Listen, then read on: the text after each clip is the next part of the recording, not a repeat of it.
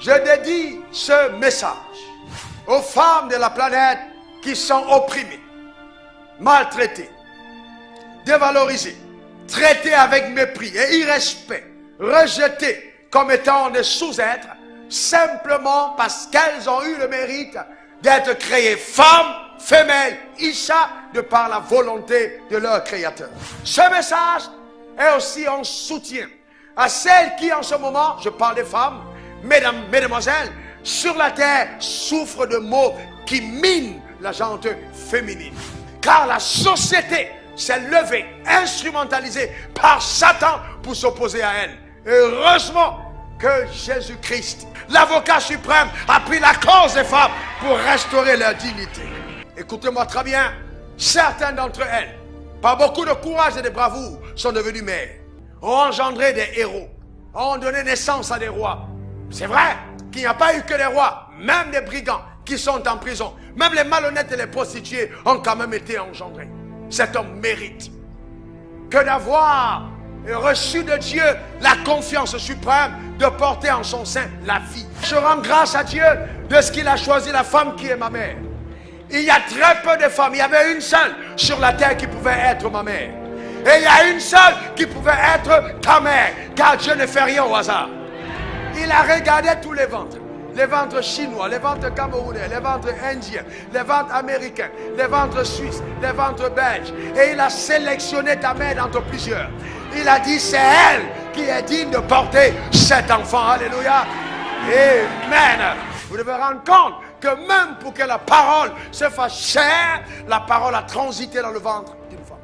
Car quelle que soit la grandeur d'un homme, il ne peut jamais féconder seul.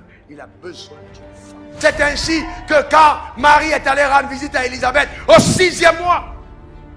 Pourquoi au 6e mois? C'était à l'heure où les connexions devaient s'établir entre la vision d'Élisabeth et la vision de Marie. Au 6e mois. Vous me comprenez? Elle n'est pas allée au 1er mois. Mais elle est allée au moment où la voix de Marie pouvait avoir une influence positive sur l'enfant qu'elle portait. Quand Marie a salué, l'enfant a tressailli à l'intérieur. La science le démontre. C'est à partir du 6e mois que l'enfant écoute. C'est à partir du 6e mois qu'il ressent la mélodie. Quand vous êtes enceinte, vous pouvez parler à votre enfant et commencer à lui dire des choses au 6e mois et il vous écoute. Il entend clairement. Il reconnaît la voix du Père. Donc les femmes qui ont 3 pères, c'est-à-dire un vrai et 2 faux, l'enfant est troublé dans le ventre. Parce que souvent il entend Marc. Après il attend. Il dit, mais qui est mon père? La mère dit chérie à tout le monde. L'enfant est dans la confusion parce que, oh là là. Et le 8e mois, l'enfant change de position radicale. Il tourne maintenant, il repose sa tête vers la sortie. Quand ce jour-là, les infirmiers ont dit pousse. Et souvent même à bout de souffle. Elle a cherché une énergie qu'on ne peut trouver que si Dieu est avec toi. Et ta mère t'a récupéré du ciel pour te propulser sur la terre. Alléluia. Rends grâce à Dieu pour ta mère. Elle est formidable. Alléluia. Vous ne pouvez pas savoir ce que votre mère a fait pour vous. C'est terrible de voir comment est-ce que les gens sont prompts à être soumis à l'autorité du Père, mais à délaisser l'autorité de la mère. Mais la mère, elle a fait beaucoup. Donc nous devons apprendre à honorer nos mères. Quelqu'un qui traite mal une femme est simplement en train de maltraiter, voyez, une mère ou une future mère. Et ça, aux yeux de Dieu, c'est quelque chose qui n'est pas bien. Voyez, vous ne devez jamais résoudre un problème par la violence. Mais nous sommes l'espèce rare qui est en train de démontrer à la terre que nous allons continuer de garder notre identité et la valeur identitaire telle que Dieu l'a voulu. Nous devons sonner la révolte et faire entendre aux autres que c'est une malédiction d'emprunter certaines voies. Est-ce que Dieu peut compter sur toi? Est-ce que Dieu peut compter sur toi?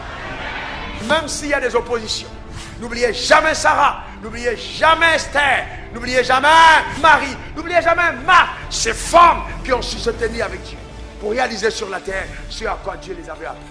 Même si tu avais toute l'attention, tout l'amour, tous les bisous de ton mari et que tu ratais ta destinée, femme, tu seras misérable.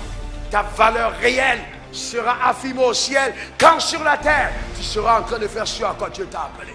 Au-delà de toute chose, reste focalisé et c'est les intérêts de Dieu. Relève-toi dans ton esprit et dis, je vais agir dans la société.